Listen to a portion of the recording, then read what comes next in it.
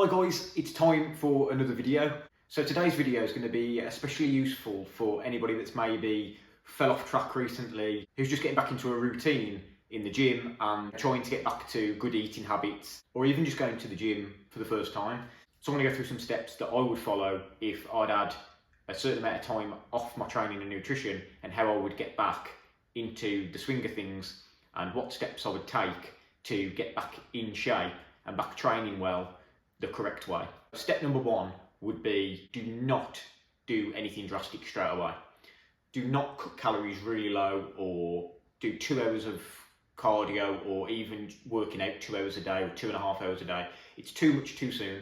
It's all about slow, steady results and constant progress over a period of time that's going to get results that actually last and are sustainable. So to start with, let's just say you are looking to lose some weight. Well, if you've been eating 3,500 calories a day for the last 2 months, going straight down to 1,800 is not going to really do you any favours, because what's going to happen then is as soon as you plateau, you're not going to have anywhere else to go without dropping more calories. So what you want to do is you want to slowly drop down from the sort of calories that you've been consuming over time, and that's the way that you will make slow progression and keep making progress over a long period of time. With your workouts, it's the same really, it works in the same way. Let's say that you've been doing nothing for 3 months, and then all of a sudden you start going to the gym 7 days a week and doing like 2-hour workouts. It's just too much too soon. You're not giving yourself anywhere to go from there. You can't, without adding more volume, so then you're going to be up to like 3 hours a day. It's just not sustainable.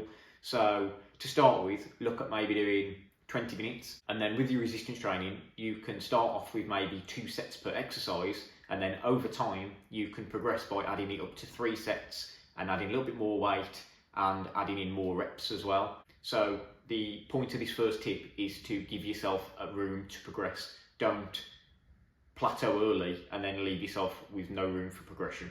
So that's step number one. Step number two is pick your training days and get into a routine. Pick the days that you're going to work out. So let's say you're going to go to the gym 3 times a week, which is a good starting point for most people. Say Monday, Wednesday and Friday, they're the days, non-negotiable, I'll go to the gym. So you've got it in place then, you've got a routine set out and just stick to it. So step number 3 is just to be more active in day-to-day life.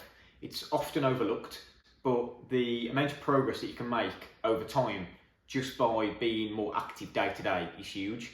That's especially good if your goal is to lose weight or fat loss. It's going to help a lot, but it's also good just for overall health. Living a sedentary lifestyle is not the one. Just think, okay, instead of driving to the shop down the road, could I have a walk? Or if you've got a dog or anything like that, think I'm going to do an extra 20 minutes to what I normally do, or whatever it may be. But I think that's a great step to getting on track and just living a healthier lifestyle. It's just moving more.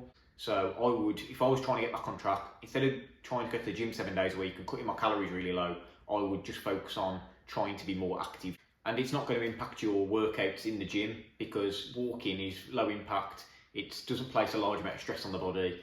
All it is just extra movement and burning extra calories. So let's move on to the next step, which is step number 4. So it would be to, and I've made videos on this in the past, but to get an idea of how many calories that I need to hit per day. And another important one is to work out how much protein you could do with eating per day.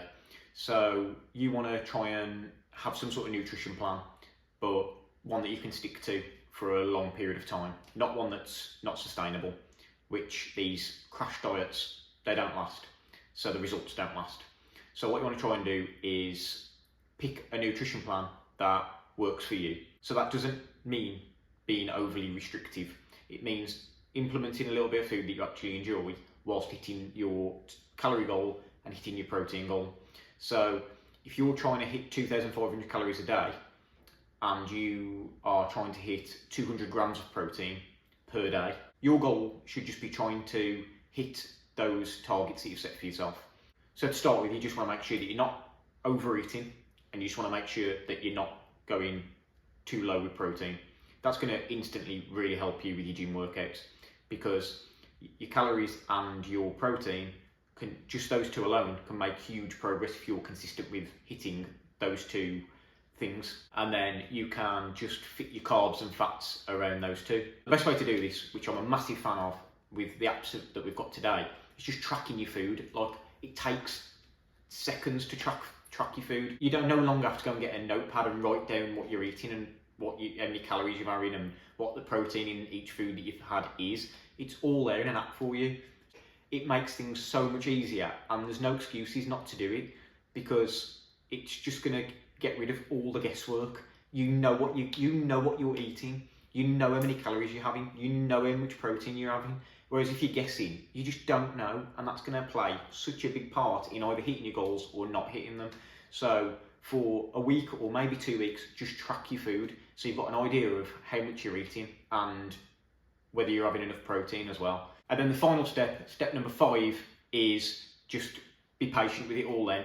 With all those things I've mentioned, just be patient and repeat them week in, week out until you hit your goal, or you're happy with the way you look, or whatever your goal is that you get there. Just keep being consistent with all the steps that I've mentioned. It's much better than trying to get there fast and then as soon as you go back to a normal lifestyle, just losing all the progress that you've made. It's much better to do it slow. So I really hope that it's been helpful. I just want to keep going through questions that I've been asked as a personal trainer on the gym floor, and anything that I think I can help with on the channel, I'm going to put it on here. If you have found the video useful, please do drop the video a like and subscribe to the channel. It does massively help, and as I always say, it's massively appreciated. So that's it for today's video, and I'll see you in the next one. Bye for now.